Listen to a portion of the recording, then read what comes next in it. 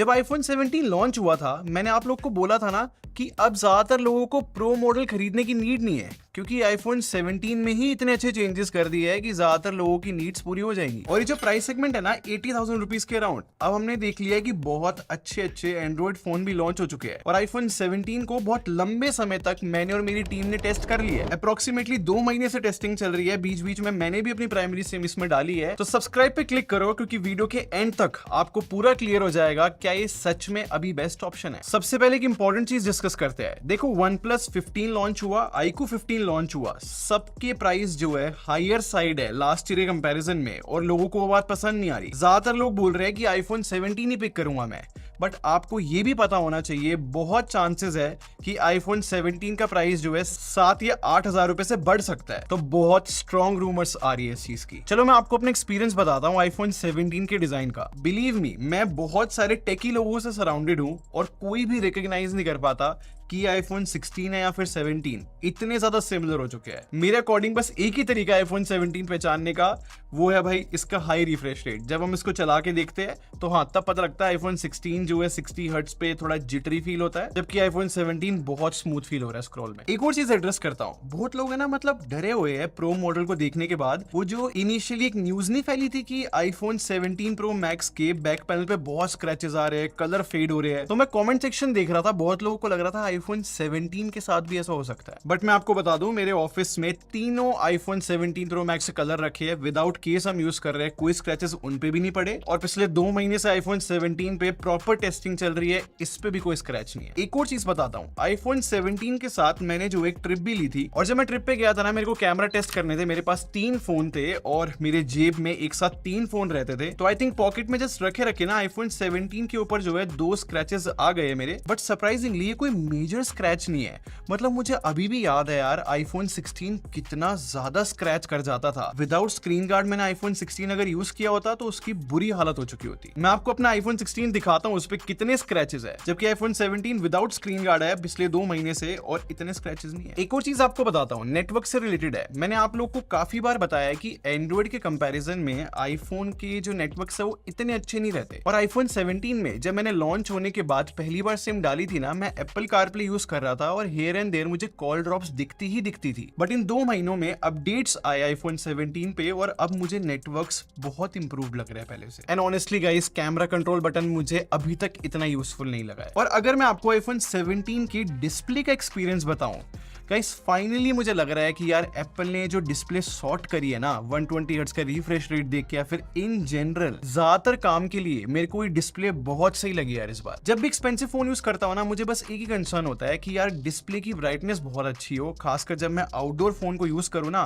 मुझे परेशानी ना हो। वो इस फोन में मेरे को बिल्कुल भी फेस नहीं हुआ है। बट एक इंसिडेंस बताता हूँ, जैसे कि मैंने आपको बताया आईफोन 17 को लेकर मैं ट्रिप पर था, तो मैं लगातार बहुत सारे पिक्चर्स क्लिक कर रहा था आउटडोर्स, और 25 मिनट के अराउंड ना इसकी डिस्प्ले जो है काफी डिम हो गई। बट ये किसी भी फोन के लिए नॉर्मल होता है, ऐसे हो जाती है डिस्प्ले डिम। और कंटेंट की बात करूं तो रिसेंटली मैंने अब जाकर ब्रेकिंग बैड देखना थोड़ा शुरू किया है, और मैं वो इसी आईफोन 17 पे ही देख रहा था, और सेम टाइम पे मेरे पास S25 अल्ट्रा भी था। और जब भी मैं आईफोन 17 पे जब ये कंटेंट देखता था, मुझे ऐसे ना मेजर शिफ्ट फील नहीं होता था। आई मीन आईफोन 17 अगर 80,000 रुपए के अराउंड का मिलता है ना, तो इसकी डिस्प्ले फ्लैगशिप लेवल की ही लगती है बिल्कुल। एंड आई थिंक डिस्प्ले पता है कम क्यों नहीं फील होती, क्योंकि इस बार एंटी रिफ्लेक्टिव कोटिंग आ गई है ना, चाहे थोड़ा बहुत ही काम करती है, बट रिफ्लेक्शंस तो कट होती है। मैं ये नहीं कह रहा कि सैमसंग S25 अल्ट्रा के लेवल की रिफ्लेक्शन से कट कर देता है, बट थोड़ा बहुत तो काम करता है। बाकी फोन के अकॉर्डिंग देखा जाए तो अच्छी डिस्प्ले यार। और इस बार तो आईफोन 17 में ऑलवेज ऑन डिस्प्ले भी बहुत अच्छा काम कर रही है, जैसे कि प्रो आईफोन्स में करती थी। बट आपको पता है आईफोन 17 की डिस्प्ले 120 हर्ट्ज की भी कर दी, LTPO पैनल भी है,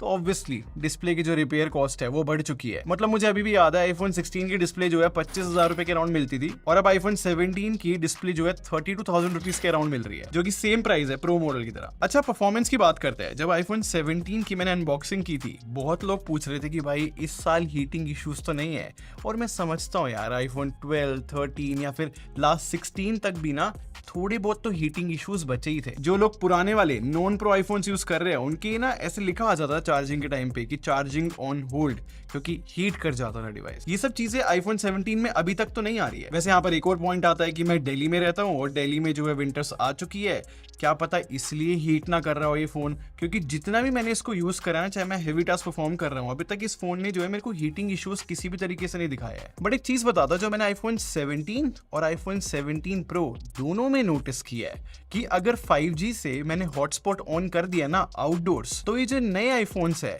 काफी वार्म तो हो जाते हैं। बट गाइस एक बात तो कहनी पड़ेगी कि आईफोन की जो परफॉर्मेंस है वो होती बहुत सही है। मतलब मैं आपको एक चीज बताता हूँ, मैं ना एक वीडियो एडिट कर रहा था VN एडिटर पे इस आईफोन 17 से, और इसने बहुत अच्छे से वीडियो एडिट कर दी, एक्सपोर्ट निकाल दिया। बट एक चीज मैंने नोटिस करी, जब मैं एक्सपोर्ट कर रहा था ना VN एडिटर पे, तो मैंने देखा HDR वीडियो भी एक्सपोर्ट कर सकता हूँ मैं। और फिर मैंने रियलाइज किया कि ये HDR वीडियो एक्सपोर्ट करने का ऑप्शन सिर्फ आईफोन में मिलता है, मैंने अभी तक किसी और एंड्रॉइड फोन में नहीं देखा है। तो एप्पल ने अपने आईफोन्स की परफॉर्मेंस को ऑप्टिमाइज बहुत अच्छा करता है, जो कि आपको कुछ एप्स में बहुत क्लियरली दिखता है। और ऑप्टिमाइजेशन का बेस्ट एग्जांपल तो हमेशा से गेमिंग रहा ही है। मतलब नॉन प्रो आईफोन के अंदर 120 हर्ट्ज पे अगर मैं खेल पा रहा हूँ जेंशिन इम्पैक्ट, तो यार ये बहुत अच्छी बात है। और तो AAA गेम्स भी हैंडल कर लेता है ये। बाकी COD 120 FPS या फिर BGMI 90 FPS ये सब कुछ तो मिलता ही है। तो लाइक गेमिंग के लिए आप 100% इस नए वाले आईफोन पे ट्रस्ट तो कर सकते हो। बट सेम टाइम पे मैं ये भी बोलूंगा कि मैं गेमर्स के लिए इतना रिकमेंड नहीं करता, क्योंकि थोड़ा छोटा फोन है। उस केस में आप एंड्रॉइड की तरफ देखना यार, मतलब जैसे OnePlus 15 अच्छे फोन है यार वो बहुत ज्यादा। और रैम मैनेजमेंट की बात करूं तो वो आईफोन 17 की इंप्रूव तो हुई है, बट स्टिल मुझे एंड्रॉइड की थोड़ी बेटर लगती है। बट चलो थोड़ा बैटरी का एक्सपीरियंस बताता हूँ। 2 महीने जब मैंने इसको यूज किया ना, तो मैं बोलूंगा कि मुझे बैटरी बैकअप सही लगा है, ऐसा कुछ भी बुरा नहीं है नॉन प्रो आईफोन के हिसाब से। देखो एग्जांपल के साथ समझो, ये एक छोटे फोन की कैटेगरी में आएगा क्योंकि कॉम्पैक्ट फोन है बेसिकली, और अपने साइज के हिसाब से पूरा दिन जो है फोन बैटरी बैकअप दे पा रहा है। और टेक्निकल होकर एक्सप्लेन करो तो मैं आपको एक अपनी यूसेज बताता हूँ। जिस दिन मैंने नॉर्मल टास्क परफॉर्म करे कि लाइक थोड़ा कंटेंट देख लिया, इंस्टाग्राम चला लिया, here and their social media related सारे काम कर लिए, और पूरे दिन मैं वाईफाई से कनेक्टेड था, इस केस में ये आईफोन 17 7 से लेके 8 घंटे का स्क्रीन ऑन टाइम दे देता है, जो कि अच्छा ही बोला जाएगा। बट वाईफाई छोड़ के आप पूरे दिन 5G पे रहोगे, चाहे इस फोन को नॉर्मल भी यूज करोगे, तो ये फोन जो है 6 से 6.5 घंटे का स्क्रीन ऑन टाइम दे पाता है, जो कि ज्यादा अच्छा नहीं बोलूंगा मैं। बाकी चार्जिंग की बात करूं तो शायद से आपको पता होगा कि ये लेटेस्ट आईफोन जो है 40 वॉट के अराउंड तक चार्ज हो सकते हैं। बट अभी तक एप्पल ने वो चार्जर ऑफिशियली प्रोवाइड ही नहीं कराया है इंडिया में, तो कोई भी जो है इतनी एक्यूरेट टेस्टिंग कर ही नहीं पा रहा कि कितना फास्ट चार्ज होते हैं। और अब सॉफ्टवेयर की बात करूं तो लेटेस्ट iOS बहुत सही है। ये जो ग्लास डिजाइन आया है सब में मतलब मैं तारीफ ही करूंगा। बट अजीब बात पता है क्या है, मैंने रिसेंटली आईफोन 17 प्रो मैक्स भी टेस्ट करा था। उस फोन में भी हियर एंड देयर छोटे मोटे बग्स या फिर प्रॉब्लम देखने को मिल जाती थी, बट अपडेट के बाद वो फोन इंप्रूव हुआ था। आईफोन 17 भी अपडेट के बाद इंप्रूव हुआ है, लेकिन अभी भी ना इस फोन में मेरे को हियर एंड देयर प्रॉब्लम्स दिख रही है। जैसे कि मैं आपको पूरी बग्स की लिस्ट दिखाता हूँ जो 2 महीने में मैंने फेस करे हैं। हाँ, इनमें से कुछ बग्स फिक्स हो चुके हैं अभी, बट बहुत फनी और अजीब बग्स मेरे को देखने को मिले हैं। जैसे कि मैं फ्लिपकार्ट के सपोर्ट से बात कर रहा था, और ध्यान से देखो यहाँ पर लिखा आ रहा है कि मैं 510 घंटे से बात कर रहा हूँ फ्लिपकार्ट से। और मैं आपको बहुत सारे स्क्रीनशॉट दिखाता हूँ जहां पर मुझे अलाइनमेंट की प्रॉब्लम लगी है। और इसका बेस्ट एग्जांपल ये है कि लाइक वाईफाई सेटिंग्स में जो है वाईफाई राउटर नेम जो है पूरा मिस अलाइंड है। या फिर ये बग देखो, ये थोड़ा पुराना है, अब नहीं होता ऐसे। मैं ग्लास थीम को जो एडिट कर रहा था टिंटेड आइकन्स लगा के, और विजेट्स में जो है सब कुछ गायब कर दिया था। और एप्पल कारप्ले के तो भाई बहुत क्रेजी बग्स थे, अब तो चलो फिर भी सॉल्व हो गए हैं। मतलब इनिशियली ऐसा भी हुआ है कि कारप्ले से कनेक्टेड हूँ, कॉल मेरे पास आया और मैं कॉल रिसीव ही नहीं कर पा रहा। या फिर ऐसा भी हुआ है कि मेरे पास कॉल आई, मैंने कॉल को पिक किया, और जो मैं गाने सुन रहा था वो भी चल रहे हैं, और जिसका मैंने कॉल पिक किया उसकी भी आवाज आ रही है। बट अब बिल्कुल रीसेंट सिचुएशन की बात करूं तो मैं बोलूंगा 85% से प्रॉब्लम सॉल्व हो चुकी है। अब तो फिर भी जो है स्टेबल एक्सपीरियंस लग रहा है। बस अब एप्पल को एक ही चीज में इंप्रूवमेंट करनी है, वो है AI।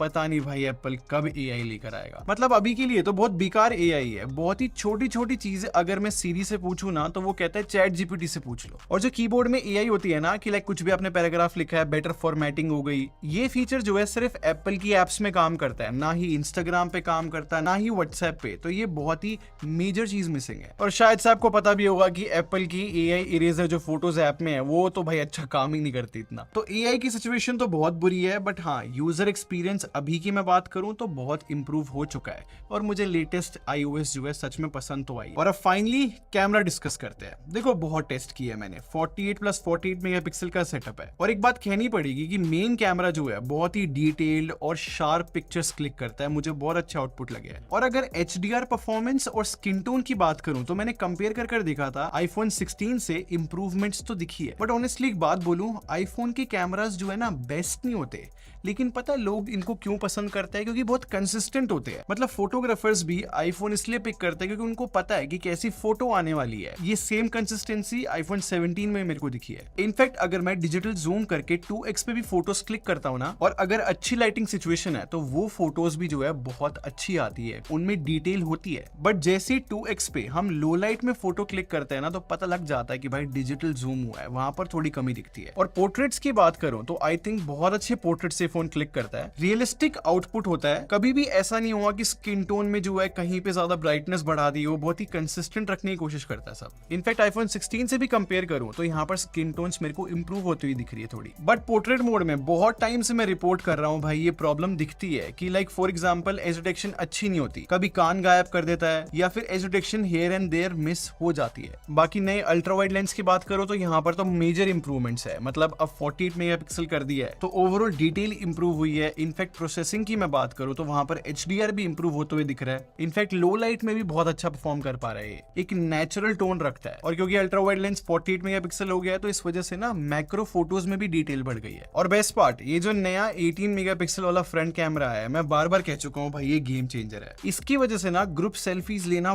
बहुत ईजी हो गया है यार। फोन को ऐसे रोटेट नहीं करना पड़ता, हॉरिजॉन्टल पिक्चर्स ऐसे क्लिक हो जाती है, और सेल्फीज के अंदर क्वालिटी भी बहुत अच्छी आती है। और 2 महीने यूज करने के बाद ये जो नया सेंटर स्टेज का फीचर आया ना, ये भी मेरे को बहुत अच्छा लगा है। मतलब मैं व्हाट्सएप पे वीडियो कॉल कर रहा होता हूँ और अगर थोड़ा सा भी लेफ्ट राइट जाता हूँ या फिर कोई भी नया फ्रेम में ऐड होता है तो एकदम से वाइड हो जाता है कैमरा। और ऑब्वियसली फ्रंट कैमरे से हम वीडियो भी रिकॉर्ड कर सकते हैं। स्टेबलाइजेशन बहुत अच्छी है, फोन को हॉरिजॉन्टल तरीके से पकड़ने की नीड नहीं है। बाकी हमेशा की तरह आईफोन्स जो है वीडियो में बहुत अच्छा परफॉर्म करते हैं, और इस प्राइस सेगमेंट में आईफोन 17 काफी फैंटास्टिक वीडियो रिकॉर्ड कर पाता है। तो अगर मैं अपने पूरे 2 महीने के एक्सपीरियंस को सम अप करके बताऊं ना गाइस, मैं इजीली बोल सकता हूं आईफोन 17 अभी के लिए जिस प्राइस पे मिल रहा है one of the best option है। हमने एंड्रॉइड वर्ल्ड में भी जो है लेटेस्ट फोन्स देख लिए जो कि आईफोन 17 का ही कॉम्पिटिशन है। नो डाउट वो फोन्स बहुत अच्छे हैं, लेकिन इन जनरल मैंने नोटिस किया है कि बहुत सारे लोग जो है आईफोन प्रेफर करते हैं। और इस बार मैं इजीली कह सकता हूं कि ये आईफोन 17 लिटरली सबके लिए, क्योंकि हर एक डिपार्टमेंट में एप्पल ने क्रेजी इंप्रूवमेंट्स करी है। मतलब अगर आप लास्ट ईयर तक प्रो आईफोन भी खरीदते थे ना, और अगर आप वो टेलीफोटो लेंस जो थोड़ी बहुत प्रो आईफोन्स के अंदर चीजें मिलती थी पहले, उनकी इतनी रिक्वायरमेंट नहीं है, तो आपको आईफोन 17 में जो है सारी चीजें फिर भी मिल जाएंगी। बस अब एक ही रियल प्रॉब्लम बची है आईफोन्स के अंदर, वो है AI, जिसको पता नहीं एप्पल कब फिक्स करेगा। बाकी मुझे कमेंट सेक्शन में बताओ, अगर आप भी आईफोन 17 यूज कर रहे हो तो आपका क्या रिव्यू है। बहुत लोगों की हेल्प होती है, रिव्यू लिख कर जाना। और अगर आपको वीडियो पसंद आई हो तो लाइक बटन पे क्लिक कर दो, और सब्सक्राइब करके हमारी टेक बार आर्मी को ज्वाइन कर लो। हम लोग क्वालिटी में बिलीव रखते हैं। अगले मिलते हैं। Thanks for watching. Bye bye guys.